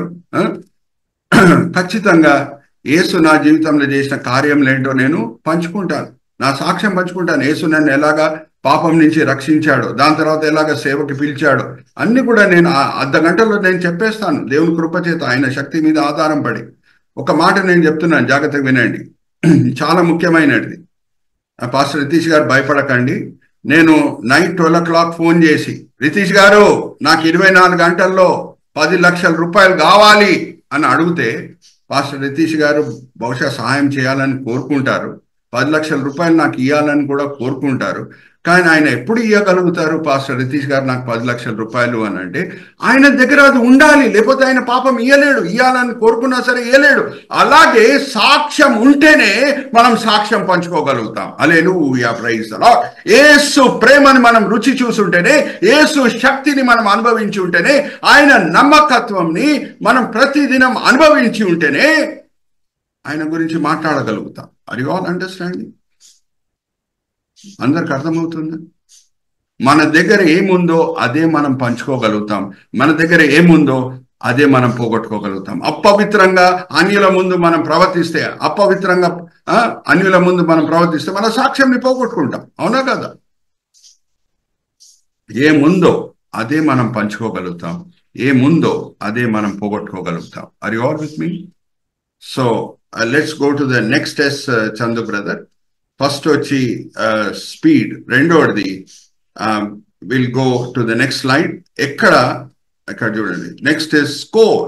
Me score దేని మీద ఆధారపడి ఉంటుంది అంటే మీ స్పీడ్ మీదనే ఆధారపడి ఉంటుంది. మొదటి దాసుడు 10 తలాంతులు ఆయన సంపాదించగలిగాడు అని అంటే ఆయన స్పీడ్ చూపించాడు కాబట్టి. Brother Chandu, let's go to the next slide. Next స్లైడ్కి మనం వెళ్దాం.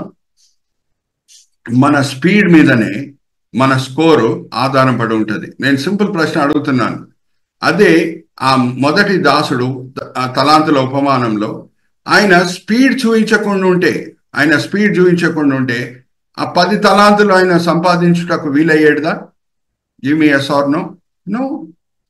ఆయన స్పీడ్ చూపించాడు, వేగం చూపించాడు కాబట్టి ఆయన 10 తలాంతులు సంపాదించగలిగాడు. Let's go to next slide brother. దీని తర్వాత చూడండి ఎంత హ్యాపీగా యజమాని వచ్చినప్పుడు. Previous slide brother, Chandu brother, దీనికంటే ముందు స్లైడ్ చూడండి. ఎంత సంతోషంతో యజమాని తిరిగి వచ్చినప్పుడు ఆయన లెక్కలు ఇస్తున్నాడు చూడండి, సంతోషంగా నవ్వుతూ. ఆయన స్మైల్ మీద కూడా ఫోకస్ చేయండి చందు బ్రదర్. ఆ దాసుడు ఎంత సంతోషంతో యజమానితో ఆయన లెక్కలు ఇస్తున్నాడు చూడండి. ఆయనకు తెలుసు యజమాని మెచ్చుకుంటాడు అని. సో మన స్పీడ్ మీదనే మన స్కోర్ డిపెండ్ అయి ఉంది. అర్థమవుతుందా? మనం కూడా లెక్కలు ఇచ్చే దినం వస్తుంది. మన తలాంతులను ఎలాగా వాడాం, ఎంతమందితో మన సాక్ష్యం పంచుకున్నాం, ఎంతమంది ఆత్మలని మనము యేసు వైపు నడిపించడానికి ప్రయత్నించాం. అదే చూస్తాడు ప్రభువారు. నడిపించామా కూడా చూడాడు, ఎందుకంటే అది మన చేతుల్లో లేదు. కానీ ఎంతమందిని యేసు వైపు నడిపించడానికి ప్రయత్నించాం అది చూస్తాడు ఆయన. Hallelujah, praise the lord. Are you all understanding? So దీని తర్వాత మనం నెక్స్ట్ టెస్ట్కి వెళ్దాం. ఫస్ట్ స్పీడ్, తర్వాత స్కోర్. Steadfast. ఇక్కడ చూడండి brother Chandu, let's go to that slide. ఇప్పుడు నేను క్రికెట్ తెలిసిన వాళ్ళకే ప్రశ్న అడుగుతున్నానండి. ఈ ఫైనల్స్ లో ఒక స్టేజ్ వచ్చింది. ఆ స్టేజ్ ఏంటంటే లెఫ్ట్ సైడ్ లో మనం చూడొచ్చు.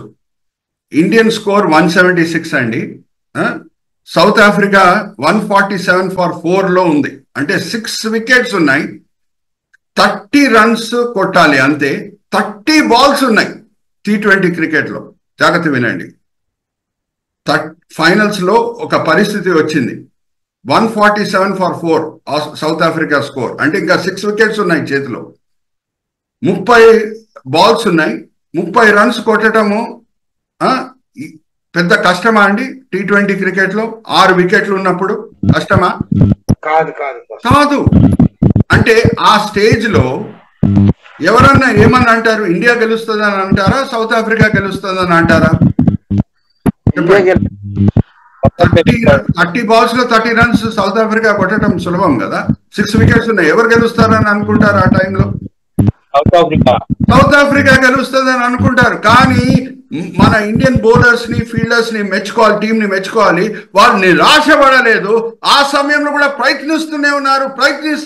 ఇక్కడ చూడండి, 3 బౌలర్స్, హార్దిక్ పాండ్యా, జాస్ప్రీత్ బ్రహ్మ అండ్ హర్షదీప్ సింగ్, ఈ ముగ్గురు నిరాశ పడలేదు. నిరాశ పడకుండా మేము ట్రై చేస్తామని ట్రై చేశారు.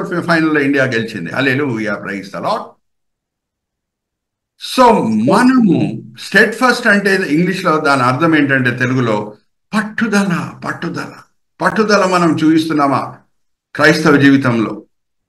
ఇక్కడ చూడండి, రైట్ సైడ్ పిక్చర్, పౌల్ భక్తుడు చివరి గడియలో పలికిన మాట ఏంటి? నేను మంచి పోరాటం పోరాడితిని, నా పరుగుని నేను ముగిస్తిని. హల్లెలూయా, ప్రైజ్ ది లార్డ్. క్రైస్తవ జీవితం అంటే మంచి ప్రారంభమే కాదండి, క్రైస్తవ జీవితం అంటే మంచి సమాప్తం కూడా. Hallelujah, praise the lord. Are you all understanding? క్రైస్తవ జీవితం అంటే గొప్ప ప్రారంభమే కాదు, నేను యేసుని అంగీకరిస్తేని అని ఒక నెల, 2 నెలలు, 1 సంవత్సరం, 2 సంవత్సరం జీవించడమే కాదు. దేవుడు మనకిచ్చిన ఆయుష్కాలం ఏంటో, ఆ ఆయుష్కాలంలో చివరి గడియ వరకు ఆయన పట్ల నమ్మకంగా ఉండుట, ఆ ఇరుకు మార్గంలో నడుచుకుంటుట, నమ్మకంగా సిలువ మోయుట. హల్లెలూయా, ప్రైజ్ ది లార్డ్. ఎందుకు పిలిచాడమ్మా మనల్ని? యేసు రూపంలో మార్చుటకు. పరమ తండ్రి పరలోకంకి వెళ్ళినప్పుడే కొన్ని సత్యాలు దేవుడు మనకు బయలుపరుస్తాడు. సాతానుడు కూడా మొదటి దినం నుంచి చెడ్డోడు కాదు. కొన్ని రోజుల తర్వాత, కొన్ని సంవత్సరాల తర్వాత, ఎన్ని సంవత్సరంలో మనకు తెలియదు, కానీ పరలోకంకి వెళ్తే మనకు అర్థమవుతుంది, గర్వం చేత పడిపోయాడు. కానీ మనల్ని ఎందుకు యేసు రూపంలో తండ్రి మారుస్తున్నాడు? యేసు రూపంలో మార్చబడిన వ్యక్తులు సదాకాలము సాత్వికముతో, సమర్పణతో తండ్రితో ఉంటూ తండ్రిని ప్రేమిస్తూనే ఉంటారు. హల్లెలూయా, ప్రైజ్ ది లార్డ్. అందుకే మనల్ని యేసు రూపంలో మారుస్తున్నాడు. ఆ యేసు రూపం మనం కలిగి ఉండాలి. యేసు లాంటి తగ్గింపు, యేసు లాంటి సాత్వికము, యేసు లాంటి ఆశా నిగ్రహము, యేసు లాంటి సహనం రావాలి అని అంటే బైబిల్ కాలేజ్కి వెళ్తే రాదండి, మార్కెట్లో మనం కొనుక్కోలేము. 2000 సంవత్సరాలుగా పరమ తండ్రి వాడే పద్ధతి ఏంటంటే నమ్మకంగా సిల్వ మోయుట పరిశుద్ధాత్మ శక్తితో. హల్లెలూయా. ఇక్కడ చూడండి, ఎప్పుడు మనం సిల్వ మోస్తామో, సిల్వ అంటే అప్పుడప్పుడు అవమానాలకి గురి అవుట, అబద్ధాలకి గురి అవుట, శ్రమలకి గురి అవుట, అప్పుడు మనం అందరం మారు మనసు పొందినప్పుడు ఇంత సాత్వికం అనేది మనం పొందుతాం, ఇంత ఆశా నిగ్రహం అనేది పొందుతాం, ఇంత తగ్గింపు అనేది పొందుతాం, ఇదంతా కూడా మనం పొందుతాం. కానీ దాని లెవెల్స్ ఎప్పుడు పెరుగుతాయి? యేసు లాంటి సహనం ఎప్పుడు వస్తుంది? యేసు లాంటి ఆశా నిగ్రహం ఎప్పుడు వస్తుంది? యేసు లాంటి సాత్వికం ఎప్పుడు వస్తుంది? యేసు లాంటి ఓర్పు ఎప్పుడు వస్తుంది? నమ్మకంగా సిలువ మోసినప్పుడు. హల్లెలూయా, ప్రైజ్ ది లార్డ్. ఇంకా దేవుడు అరే మీ సొంత శక్తితో సిలువ మోయండి రా అని అన్నాడు.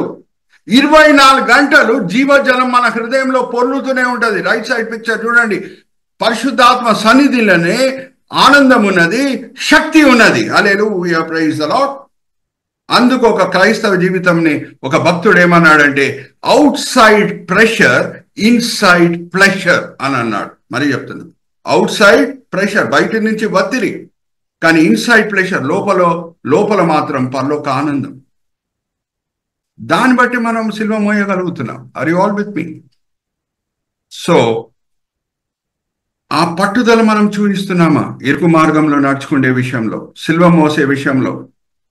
క్రైస్తవ జీవితం అంటే మరీ చెప్తున్నాను, మంచి ప్రారంభమే కాదండి, మంచి సమాప్తం కూడా. Are you all with me? So let's go to the next slide brother. Next ఎస్ కి మనం వెళ్దాము. ఒక క్రికెట్ టీం గెలవాలి అని అంటే, ఒక ప్రశ్న అడుగుతున్నాను మిమ్మల్ని, ఒక క్రికెట్ టీం గెలవాలి అని అంటే బౌలర్స్ మాత్రం మంచి బౌలింగ్ చేస్తే గెలుస్తారమ్మా? గెలవరండి. బ్యాట్స్మెన్ కూడా మంచిగా ఆడాలి కదా. బౌలర్స్ మాత్రం మంచిగా బౌలింగ్ చేసి బ్యాట్స్మెన్ మాత్రం మంచి బ్యాటింగ్ చేస్తే ఫీల్డర్ సరిగా క్యాచ్లు పట్టకుండా ఉంటే గెలుస్తారా? గెలవరు. టీం వర్క్ అవసరం. అందరూ చేతులు కలిపి పనిచేయాలి. హల్లెలూయా, ప్రైజ్ ది లార్డ్. ఇక్కడ చూడండి ఇండియన్ క్రికెట్ టీం కింద ఏమని న్యూస్ పేపర్లో పడిందో, perfect team work, perfect team work. Bowlers వాళ్ళ బాధ్యతలు నెరవేర్చారు, బ్యాట్స్మెన్ వాళ్ళ బాధ్యతలను నెరవేర్చారు, ఫీల్డర్స్ వాళ్ళ బాధ్యతలను నెరవేర్చారు, వికెట్ కీపర్ రిషబ్ పంత్ ఆయన బాధ్యత ఆయన నెరవేర్చాడు. సంఘం ఓన్లీ పాస్టర్ రితీష్ వలన నడుస్తుందా అడుగుతున్నా నేను మిమ్మల్ని. పెద్దలు సహకరించాలి, సంఘ సభ్యులు సహకరించాలి, అందరం చేతులు కలిపితేనే సంఘం ముందుకు వెళ్తుంది. హల్లెలూయా, ప్రైజ్ ది లార్డ్.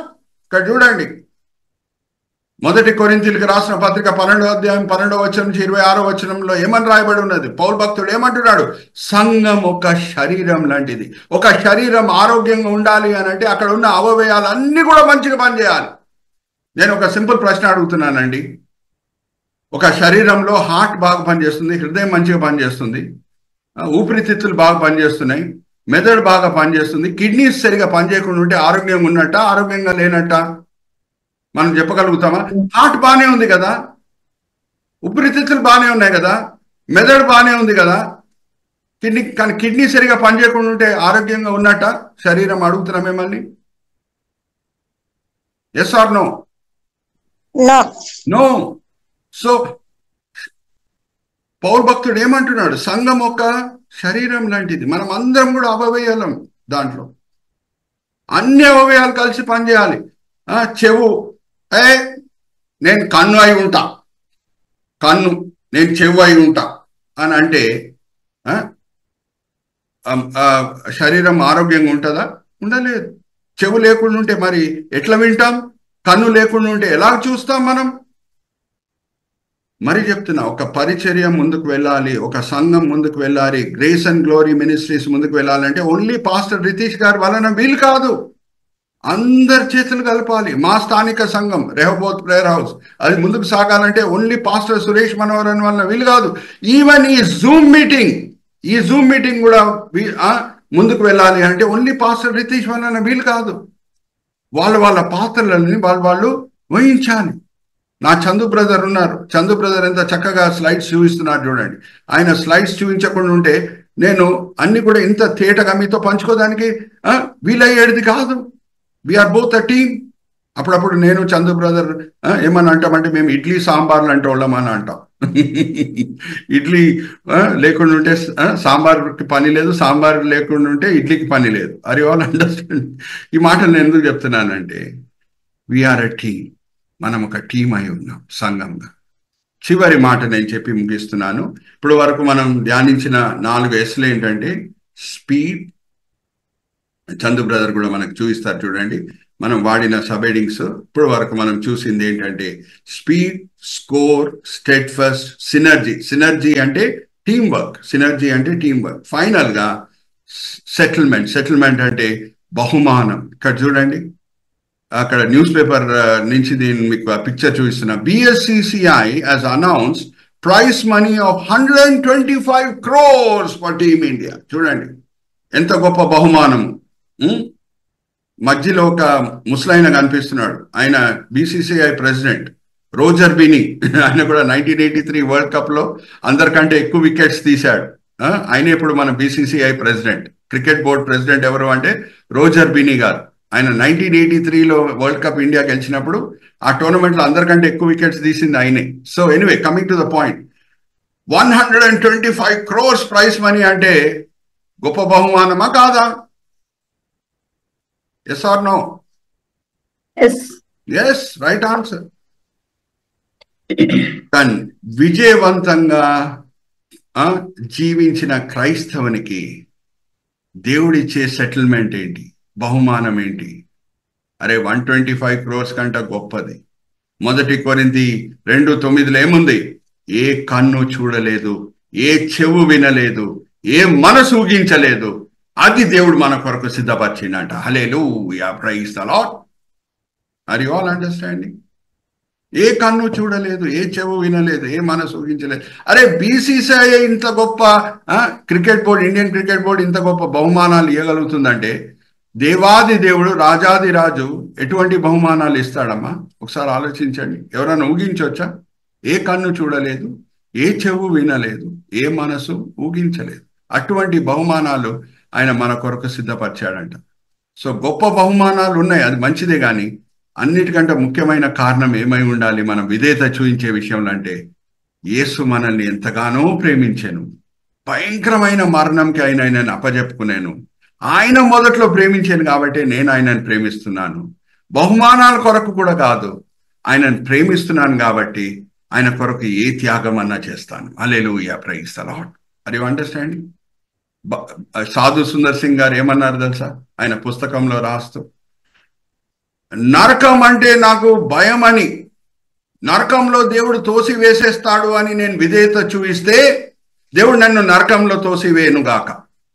పరలోకంలో గొప్ప బహుమానాలు ఇస్తాడని, అందుకు నేను పరలోకం వెళ్ళాలని నేను కోరుకుంటే దేవుడు నాకు పరలోకం ఇవ్వకుండా ఉండునుగాక. కానీ నేను యేసుని ప్రేమించి విధేయత చూపిస్తే అప్పుడు ఆయన నాకు బహుమానాలు ఇచ్చునుగాక. Hallelujah, praise the lord. Are you all understanding? So అది మన ముఖ్యమైన ఉద్దేశం, ముఖ్యమైన మోటివేటింగ్ ఫ్యాక్టర్. మనల్ని ప్రేరేపించే కారణం ఏమై ఉండాలంటే, యేసు మనల్ని మొదట్లో ప్రేమించాను, అందుకు మనం ఆయనను ప్రేమిస్తున్నాం. ఆర్ యు ఆల్ విత్ మీ? ఇక్కడ నేను ముగిస్తున్నాను. మనం ధ్యానించిన 5 Sలు ఏంటమ్మా చెప్పగలుగుతారా? మొదటిగా స్పీడ్ మీదనే స్కోర్ ఆధారం పడి ఉంటుంది.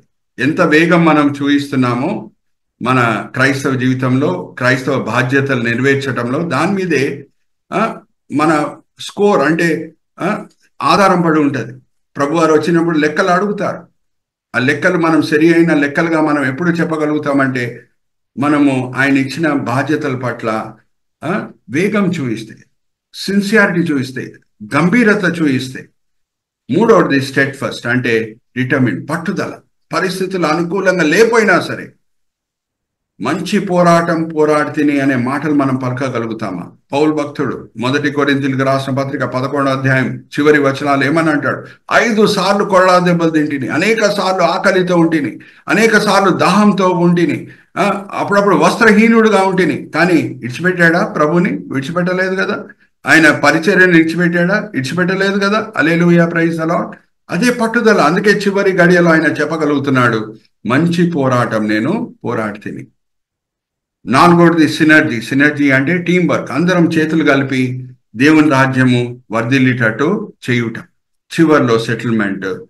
దేవుడు గొప్ప బహుమానాలు ఇస్తాడు. సో ఆ బహుమానాలను కూడా మనం పొందటం మంచిదే, కానీ అన్నిటికంటే శ్రేష్టమైనది ఆయన మీద ఉన్న ప్రేమ బట్టి విధేయత చూయించుట. ఆర్ యు ఆల్ విత్ మీ? ఇక్కడ నేను ముగించి చిన్న ప్రార్థన చేసి పాస్టర్ రితీష్ గారికి ఫ్లోర్ మరి అప్పచెప్తున్నాను. తండ్రి, ఈ సమయం బట్టి ఎంతో వందనాలు తండ్రి. ఈ వేదిక మీద వచ్చిన ప్రతి వ్యక్తి బట్టి ఎంతో వందనాలు. వాళ్ళు ఈ సమయంలో వేరేదో పనులు చేసుకొని ఉండొచ్చు, కానీ మీ మీద ఉన్న ప్రేమ బట్టి, మిమ్మల్ని ఆరాధించుటకు, మీ పిల్లలతో సహవాసంలో సమయం గడుపుటకు, వాక్యపరంగా ఆత్మీకంగా బలపరచబడుటకు ఎంతో మంచి ఉద్దేశములతో వాళ్ళు ఇక్కడ వచ్చి ఉన్నారు.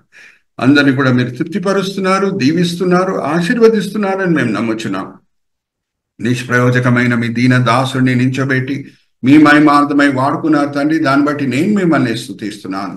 ఈ దినం, ఈ వేళ, ఈ పూట మీరు మాకు నేర్పించిన పాఠములు తండ్రి, మేము వినేవాళ్ళంగానే కాకుండా అమలు పరిచే వాళ్ళంగా మమ్మల్ని అందరినీ సరిదిద్దండి. ఈ వినపములు మేము యేసుక్రీస్తు పరిశుద్ధమైన పెడుకుంటున్నాం.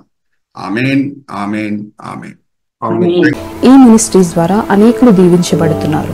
ఈ ఛానల్ ద్వారా దేవుని సత్యవాక్యం పరిశుద్ధాత్మ ప్రేరేపణతో అభిషేకించబడిన దైవజనులైన టిఆర్ రతీష్ గారు మరియు సిస్టర్ దేవి రతీష్ గారులచే అందించబడును. ఆదివారం ఆరాధన జరుగు స్థలం GM church, pillar number 95, Medipalli main road, Hyderabad. సమయం ఉదయం 10 గంటలకు జరుగును. మరియు ప్రతిరోజు జరిగే జూమ్ ప్రేయర్ మీటింగ్ లో పాల్గొనడానికి మా జూమ్ ఐడి 4786189683, పాస్కోడ్ 7.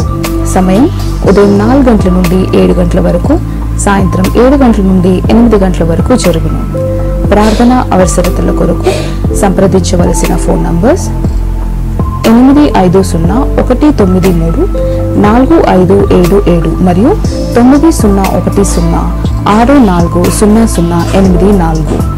పరిచర్యను బలపరచాలి అని ప్రేరేపించబడిన వారు మీ కానుకలను గూగుల్ పే, ఫోన్ పే ద్వారా లేదా స్క్రీన్ పై చూపించబడిన QR కోడ్ స్కాన్ ద్వారా 8501934577కి పంపగలరు. ఈ ఛానల్ని సబ్స్క్రైబ్, లైక్, షేర్ చేయడం ద్వారా ఈ సత్యవాక్యం ఇతరులకు అందించగలరు. ధన్యవాదాలు. దేవుడు మిమ్మల్ని దీవించును గాక. ఆమేన్.